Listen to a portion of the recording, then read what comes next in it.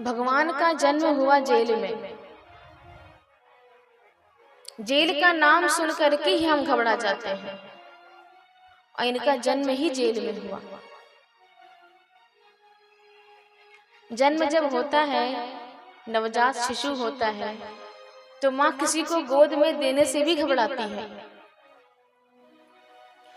और ये रात में 12 बजे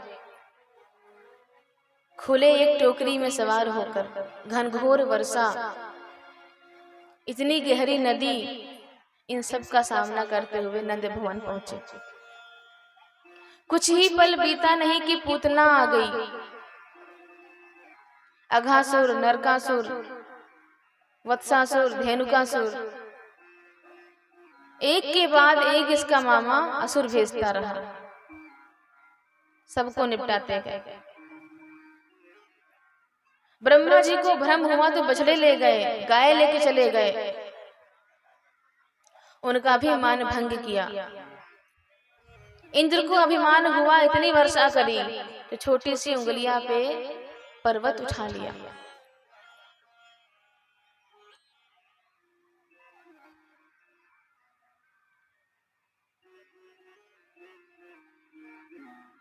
उसके बाद जब कालिया नाग ने जहर फैलाया तो उसके भी होश ठिकाने लगाए, वहां से उसको भगाया, ब्रजवासियों की हर पल रक्षा करी। संघर्ष करते गए, मुस्कुराते गए, लीलाओं में, नटखटपन में थोड़ा भी कमी नहीं आने दिया। मामा को उसकी फिर भी बर्दाश्त नहीं हुआ तो मेले का झांसा देके यहाँ बुला लिया। मथुरा अपने मामा को भी ठिकाने लगाया, मथुरा वासियों की रक्षा करी, उग्रसेन जी को आजाद किया, अपने माता पिता को आजाद किया। कंस को मारने की वजह से जरासंध पीछे पड़ गया, 17 बार आक्रमण किया।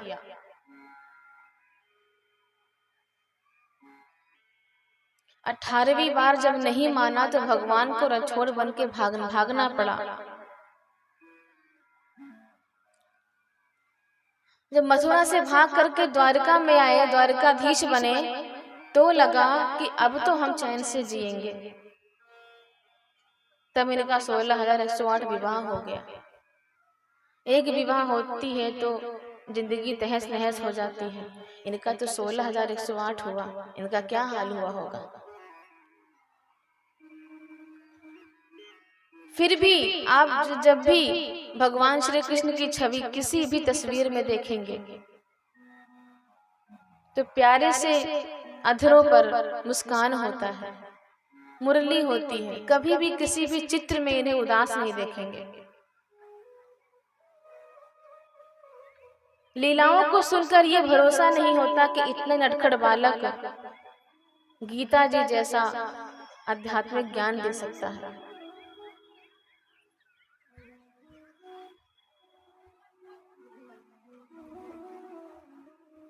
मानव जीवन मिला है, संघर्ष तो करना पड़ेगा, पर इतना कमजोर हमें नहीं होना चाहिए कि हर परिस्थिति में हम सर पकड़ के बैठ जाएं, हाय दैया हाय मैया करते मर जाएं। इनसे भी बड़ा संघर्ष किसी के जीवन में आ सकता है क्या। एक पल का भी चैन नहीं था, फिर भी नटखटपन चलता रहा, खेल कूद चलता रहा, सदैव प्रसन्न रहे, हर मुश्किल का सामना करते गए, आगे बढ़ते गए, अपने कर्मों को भी सही तरीके से निभाते गए।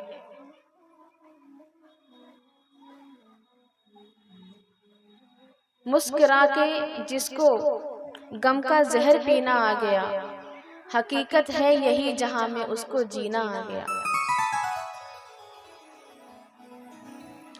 हर समय चेहरा मुस्कुराता हुआ रहना चाहिए। मुश्किल को भी लगे कि हम कहां आके फंस गए। कितनी भी बड़ी मुश्किल आ जाए, परिस्थिति आ जाए, हमारे मुस्कान और हमारे आत्मविश्वास के सामने उसको हार जाना चाहिए।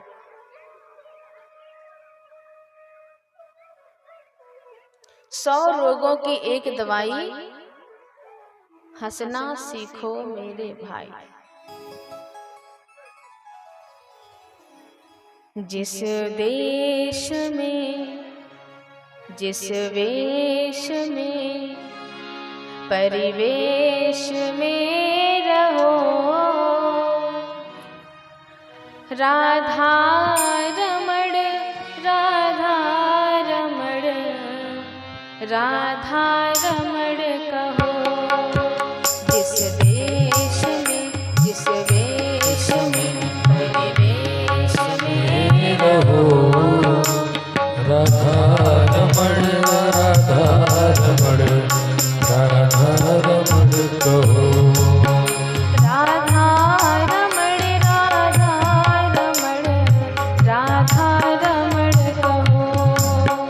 राधा रमण राधा रमण राधा रमण कहो।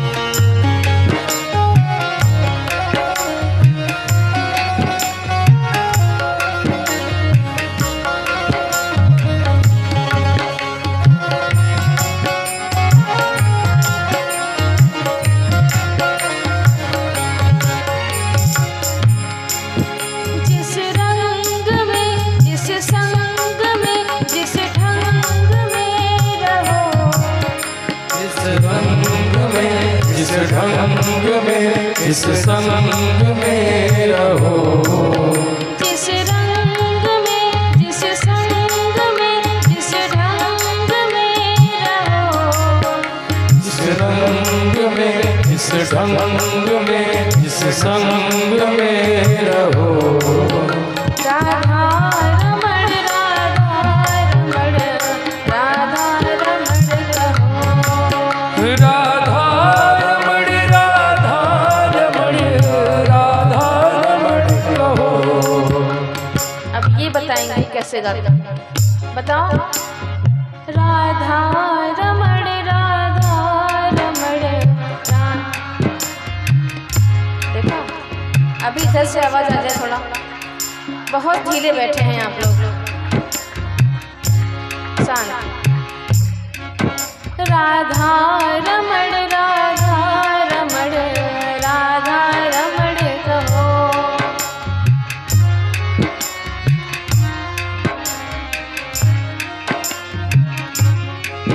यहाँ से आवाज पता है क्यों नहीं आ रही है? भोजन नहीं मिलता है आप लोगों के हाथ में, इनको नहीं मिलता है ना।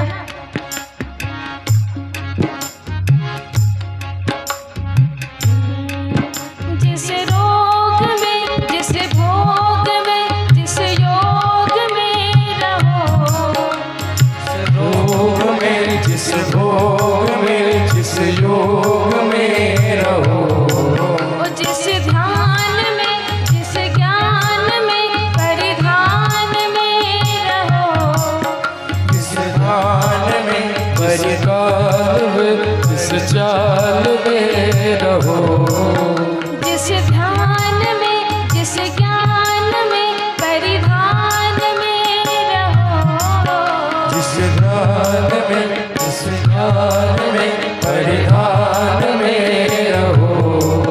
राधा रमण, राधा रमण, राधा रमण कहो, राधा रमण, राधा रमण, राधा रमण कहो, राधा रमण, राधा रमण, राधा रमण कहो, राधा रमण, राधा रमण, राधा रमण कहो। जिस वेश में, परिवेश में रहो, वेश में, जिस वेश में, परिवेश में रहो। राधा रमण, राधा रमण, राधा जय श्री राधे। राधा रमण, राधा रमण, राधा रमण कहो, राधा रमण, राधा रमण, राधा रमण कहो, राधा रमण, राधा रमण, राधा रमण कहो, राधा रमण, राधा रमण, राधा रमण कहो। बोल राधा माधव सरकार की। जय हो।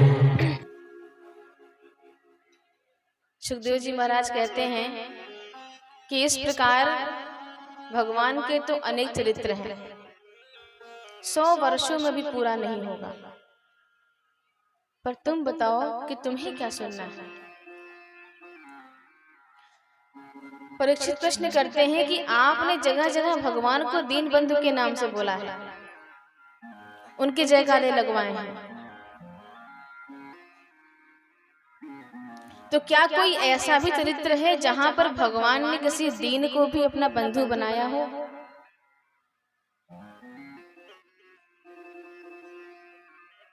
पतितों को पावन तो किया है संहार करके,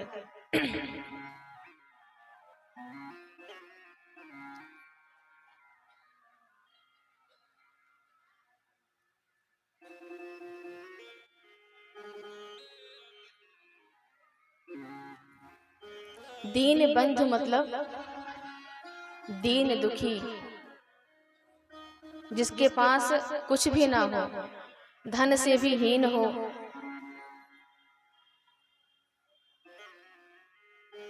गरीब मैला कुचला, इसको भी कभी बंधु बनाया। बंधु मतलब भाई, सखा। सुखदेव जी कहते हैं, परिचय हम देंगे, आप बताइएगा कौन है। कृष्णस्यासीत सखा कश्चिद्, ब्राह्मणो ब्रह्मविद्यमः,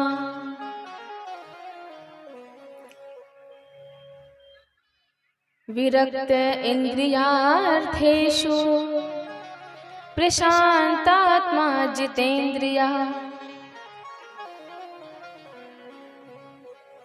एक बड़े विशुद्ध ब्राह्मण का परिचय देते हैं। कौन? जो प्रशांत आत्मा है, जो परम शांत है,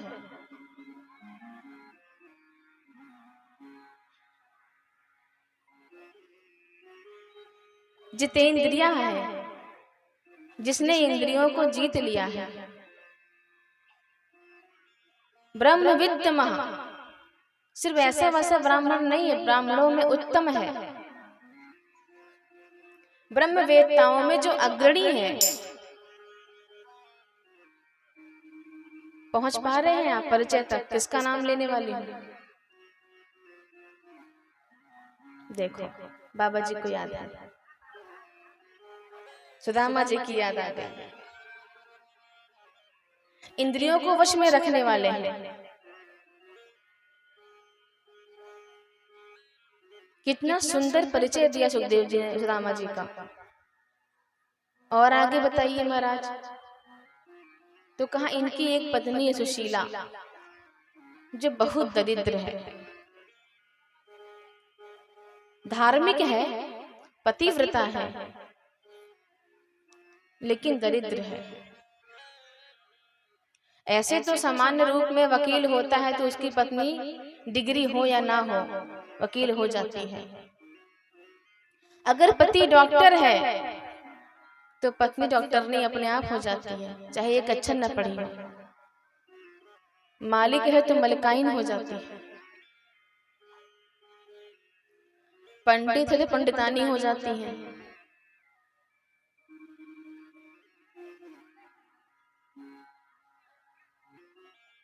और डाकिया हो तो हिसाब घर पे लगा लीजिएगा,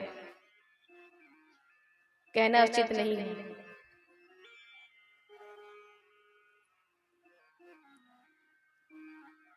परीक्षित ने कहा आपने सुदामा जी के लिए इतने अच्छे अच्छे शब्द बताए, ब्राह्मणों में उत्तम है, परम संतोषी हैं, परम शांत हैं, इंद्रियों पे पूरा पूरा वश है, किसी चीज की चाह नहीं है, लेकिन पत्नी के बारे में ऐसा क्यों?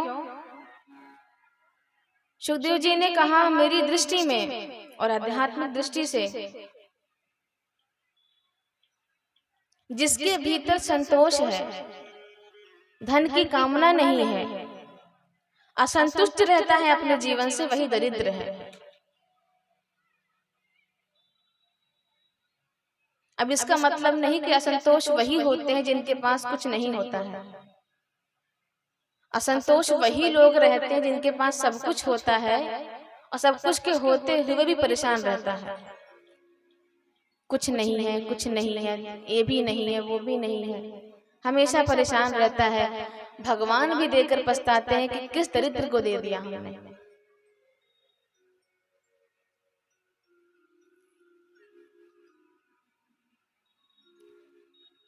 तो पतिव्रता है सुशीला, लेकिन सदैव उसके मन में धन की कामना बनी रहती है कि हम गरीब हैं, कुछ भी नहीं है। और ये पंडित बाबा एकदम संतोषी, 2 पल का भोजन मिल जाए, 2 रोटी सुबह शाम की, तो अपने भजन में मस्त रहते थे। भिखारी में और भिक्षुक में यही अंतर होता है। भिक्षुक जो होते हैं, जो साधु संत होते हैं, 2 टाइम की रोटी मांगते हैं, कपड़ा मांगते हैं, भोजन मिल गया तो मिल गया, बाकी समय अपने भजन में लगे रहते हैं।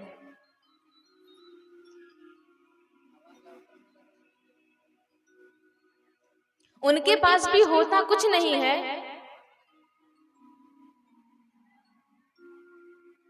और वो चाहते भी कुछ नहीं है।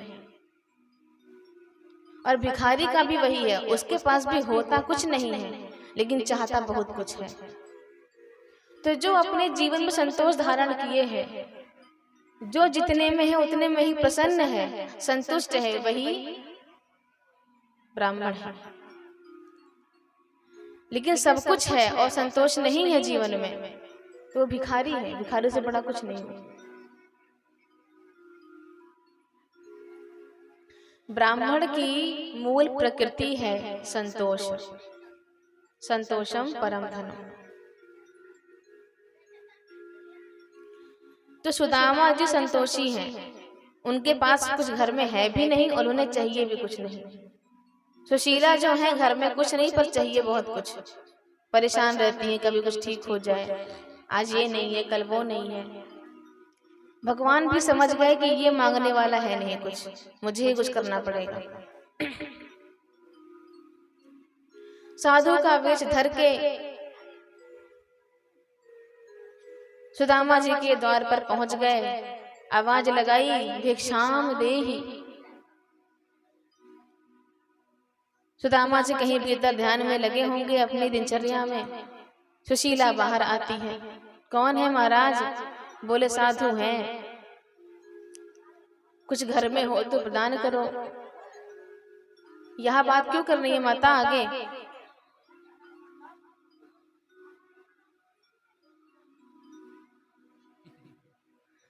सुशीला ने कहा महाराज हमारे घर में सूतक लग गया है, इसीलिए सारा लेन देन बंद कर दिया गया है।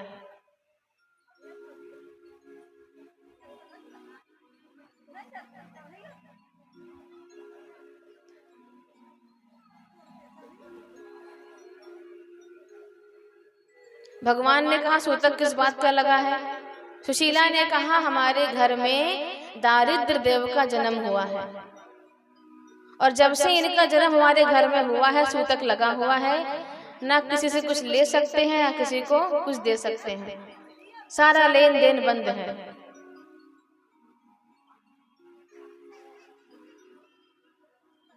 भगवान ने कहा अच्छा लेन देन बंद है, दारिद्र देव पैदा हुए हैं, चलो कोई बात नहीं। और आपके प्राण प्रिय सुदामा जी कहाँ हैं? सुना है उन्हीं का घर है, ये यहीं कहीं रहते हैं क्या? बोले हाँ यहीं रहते हैं। लेकिन वो आश्चर्य में पड़ गई कि मेरे पति को भी कोई जानता है।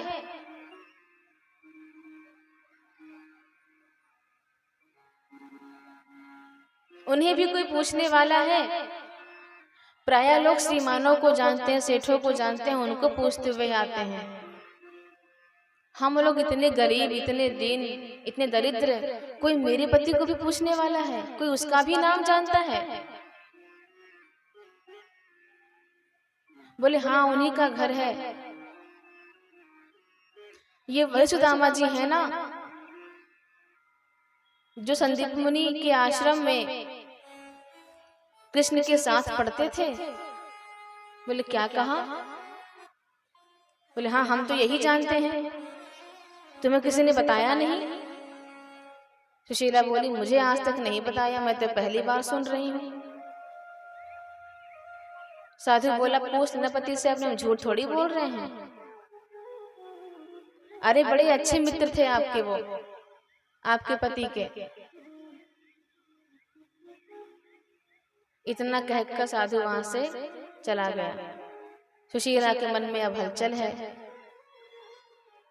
चकित है कि इतने बड़े राजाधिराज श्री कृष्णचंद्र के मित्र मेरे पति थे, इन्होंने आज तक मुझे नहीं बताया।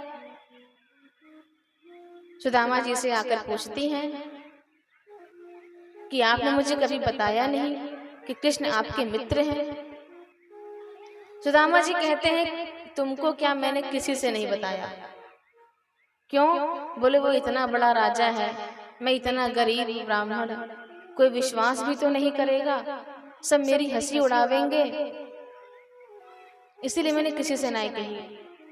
और अब तो वो मेरा नाम भी भूल गया होगा, वो इतना बड़ा राजा हो गया, कब का हम लोग पढ़ते थे बचपन में।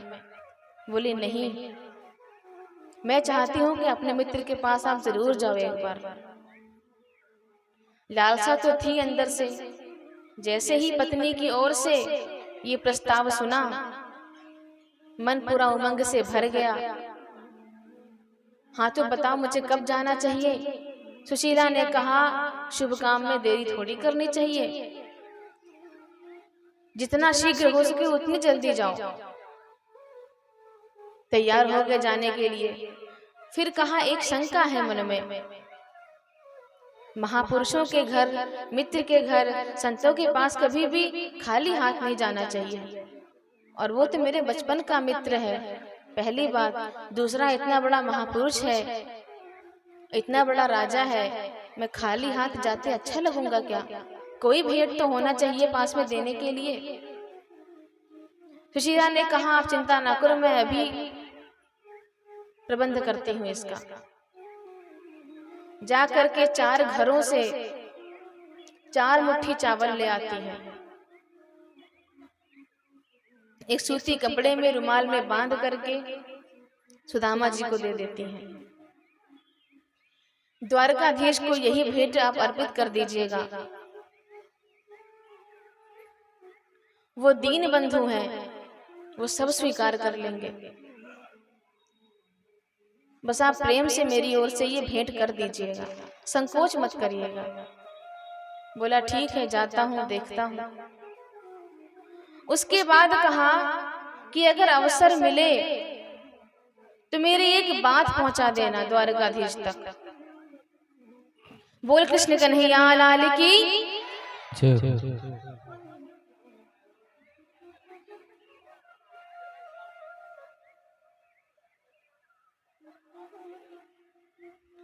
सुशीला ने कहा कि अगर अवसर मिले तो कृष्ण से मेरी एक बात कह देना। क्या? एक मास दुई पाख में दो एकादशी हो,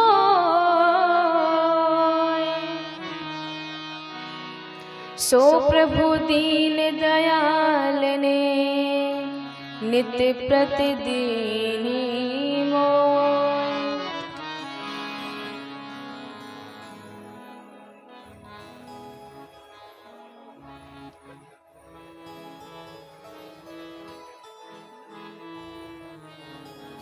कृपया शांति बनाए रखें आप लोग।